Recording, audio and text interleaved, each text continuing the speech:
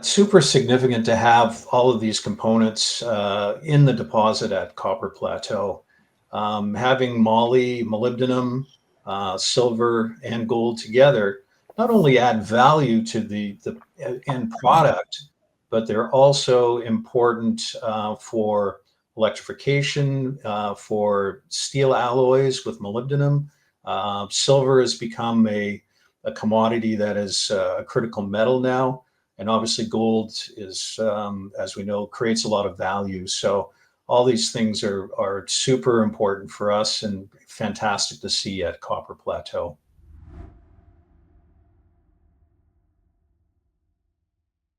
The historic drill results at Copper Plateau are quite significant, not just in the sense that there are some exceptional intercepts and the system's open in several directions, including to depth, which is always great. But that's going to be our initial focus at first, will be drilling out from the historic high-grade zones, but also in regards to compilation, modeling, vectoring towards other zones.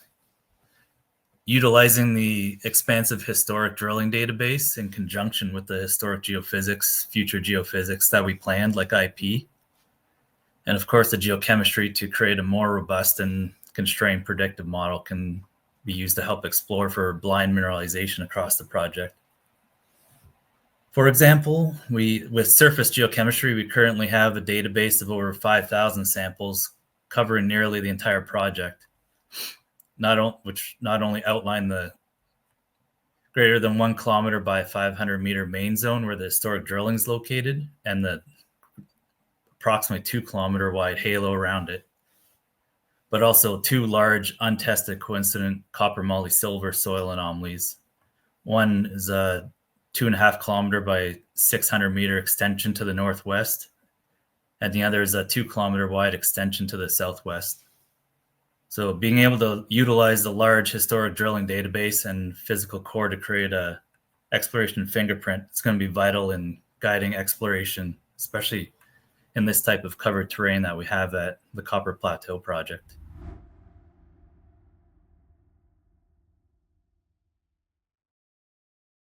Yeah, the advantage of being in the Quesnel terrain is multifaceted, really. There's so many benefits of being there.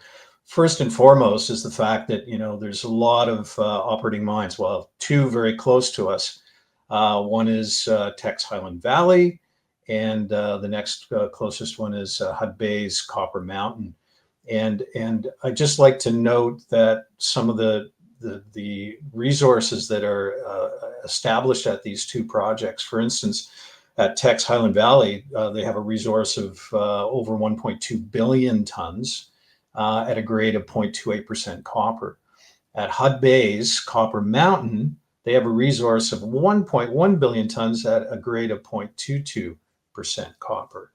And then very close to us, within about 40 kilometers, is Kodiak's exploration play. It's called their MPD project, but they've had some great success there. And we see a lot of similarities between the evolution of their project and what we see as the evolution of ours.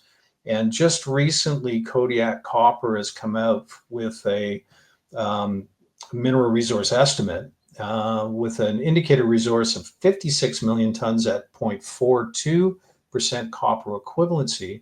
And it has an inferred resource of over 240 million tons at 0.33 copper equivalency. So the grades and tonnage that you're seeing there at MPD are what we would expect for us in an initial mineral resource estimate, when we get to that point down the road.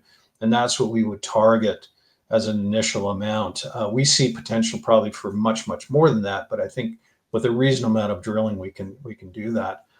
So the bottom line there is that Quesnel terrain is prolific with copper, copper moly, copper, gold, silver projects in our neck of the woods.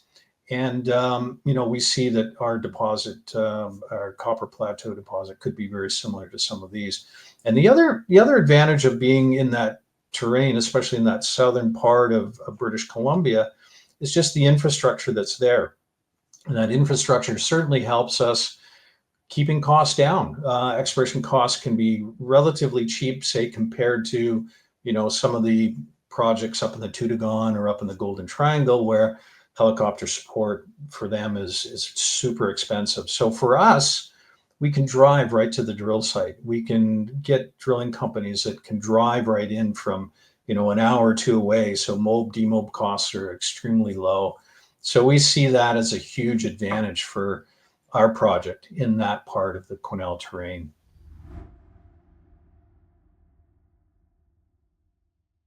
It's actually quite significant. It demonstrates the potential continuity to depth, and hopefully below the lower limits of drilling.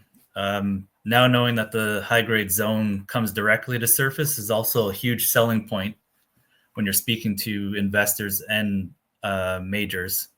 Because if it ever goes to mining, it's one of those potential quick capex return situations where you get your money back basically right away. It pays for it.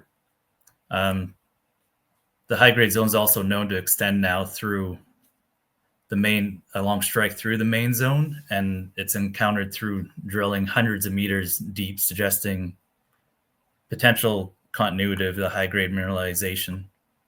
And looking at the core, there's also now known to be several discrete high-grade sections found throughout the core, which could indicate multiple parallel or cross-cutting zones in the environment that have not been found on surface due to the lack of outcrop. So it's very encouraging to find on surface the same stuff, the same high-grade mineralization that's been found deeper in the core.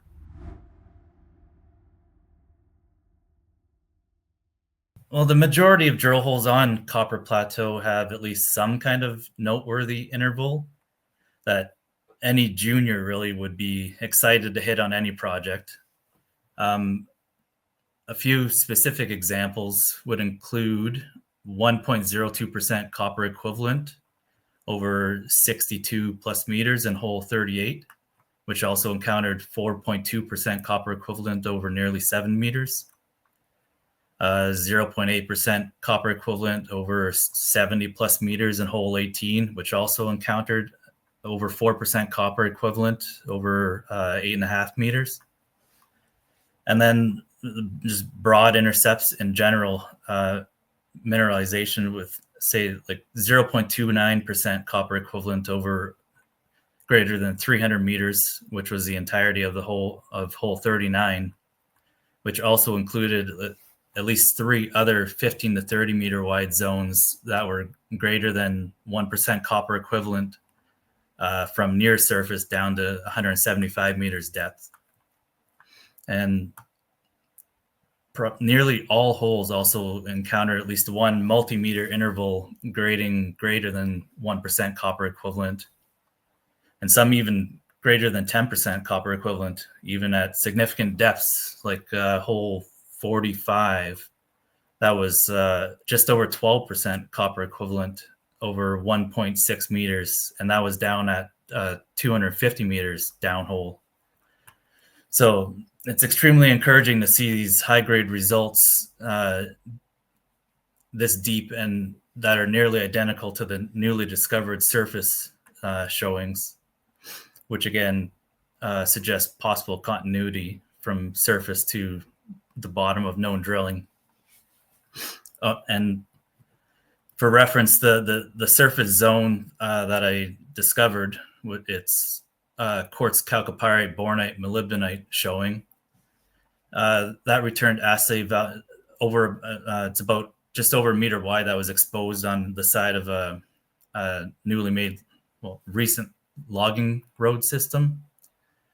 And that returned over 11% copper, 0.17% moly, 1.5 grams of gold, and 129 grams per ton silver. The discovery of the high-grade surface exposure was just outside of the historic non-compliant block model. And so it demonstrates that there could be more like it hidden undercover across the project.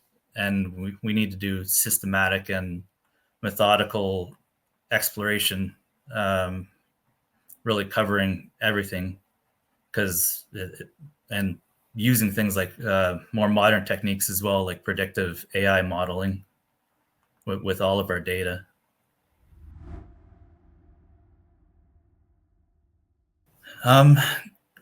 Currently, we have some permits in for review with the BC government.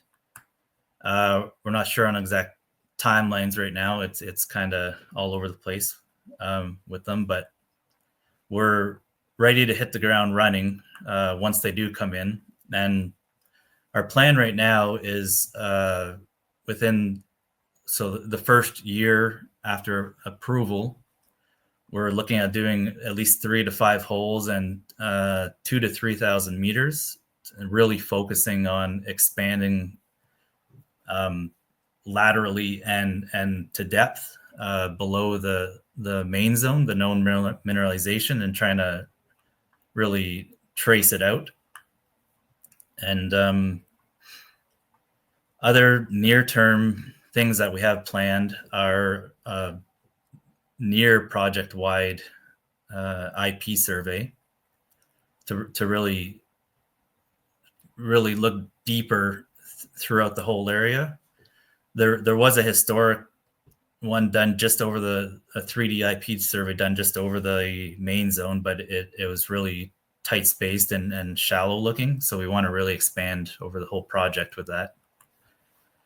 And then probably some LiDAR and structural interpretation combined with the airborne magnetics and EM, and project-wide hyperspectral analysis and detailed review of the core photographs, hyperspectral as well on that. And there's about 15,000 meters of historic core, then the usual compilation and 3D modeling of everything together. And then we're partnered with another company called Blockware that it's going to take all of our data and put it into build a predictive modeling AI model algorithm with it. So we want to see if that helps with vectoring as well, layering all the data together.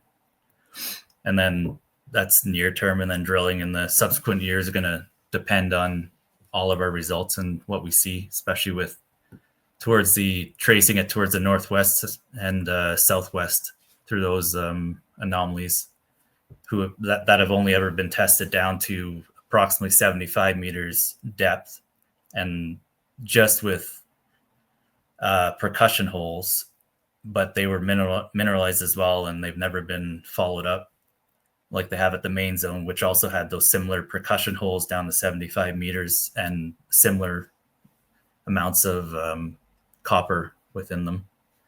So that's our plan going forward from now.